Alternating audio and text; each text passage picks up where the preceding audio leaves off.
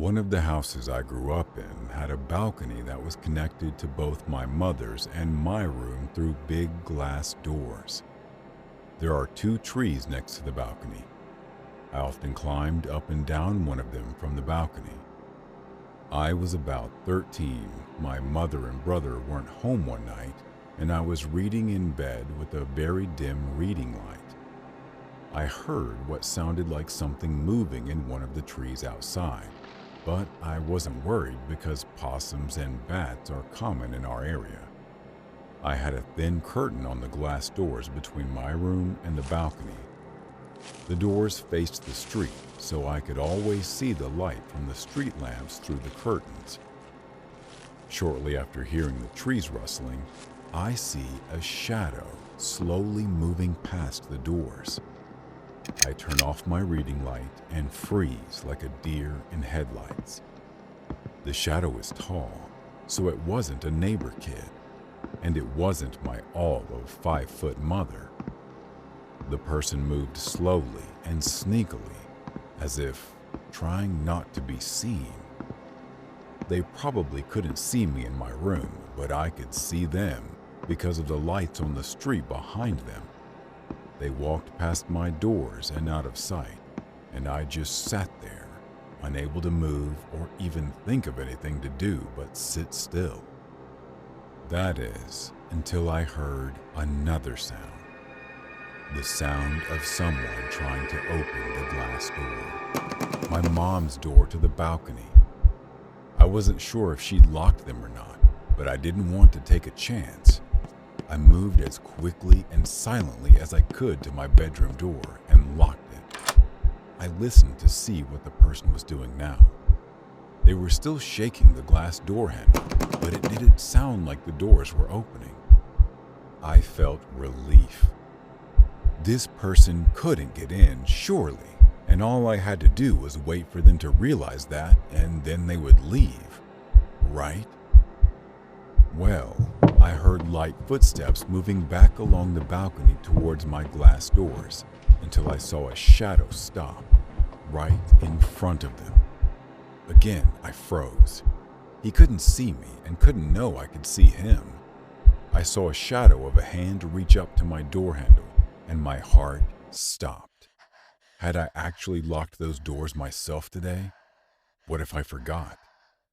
I was out there earlier. The seconds before he grabbed the handle seemed to last forever. But when this person tried to open the door, it was locked, which was a good thing. I let out such a big sigh of relief that I thought he might have heard it. After that, he started walking up and down the balcony. I didn't have a cell phone, and the landline was at the other end of the house. I was afraid to look away from him, though. I was crying quietly and wishing they would leave. He stopped moving, and then he said, "You know, I could just break the glass." Before I could even figure out what was going on, I saw the headlights of a car turn around the corner of my street and stop at the gate to our property. She was at home. I couldn't see the person on the balcony anymore, but I heard a loud thump as they jumped off. When my mom walked in, I was in tears and could hardly tell her what had happened. Eventually, I got the message across, and she called the police. They never found or caught anyone, but a neighbor saw a truck in the street that matched the description of a truck that had been seen recently trying to take children near my school, which is a block away.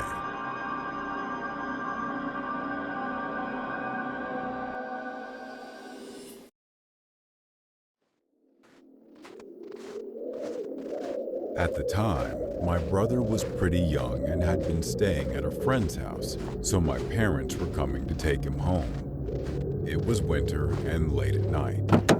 My parents pick up my brother, put him in their car, and start driving home. Just as they are leaving the neighborhood to get to the main road, they see a man come out of the woods with a shotgun and climb into his van, which was parked on the side of the road.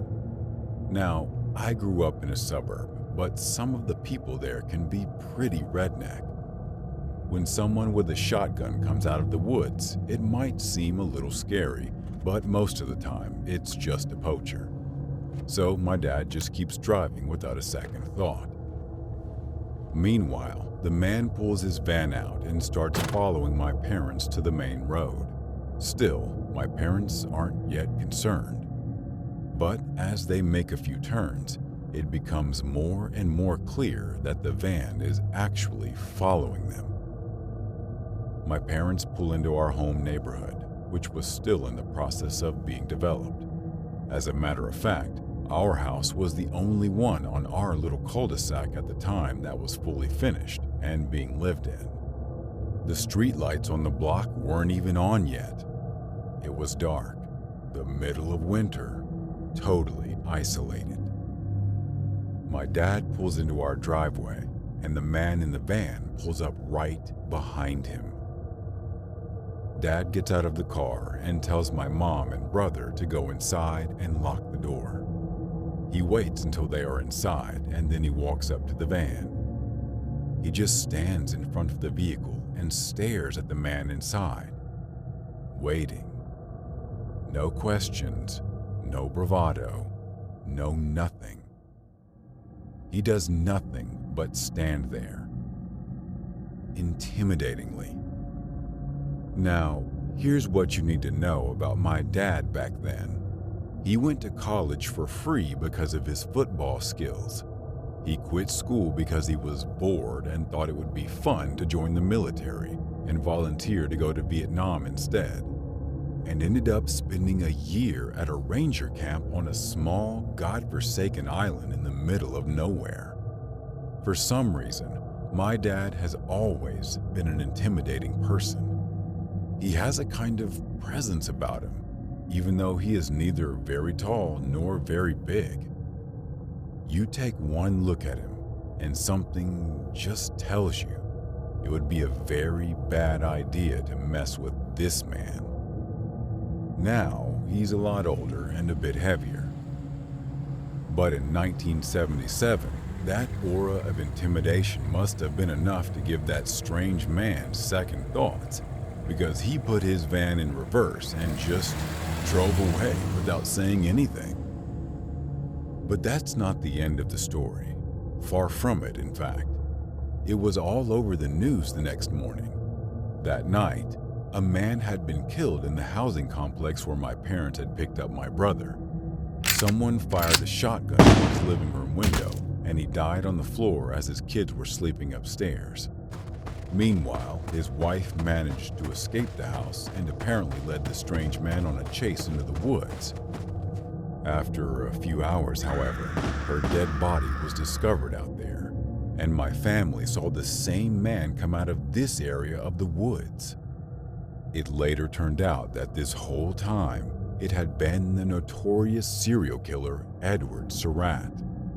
Surratt would later confess to murdering over 18 victims between 1977 and 1978, and my father was one of the only people to have stared this killer down and lived to tell the tale.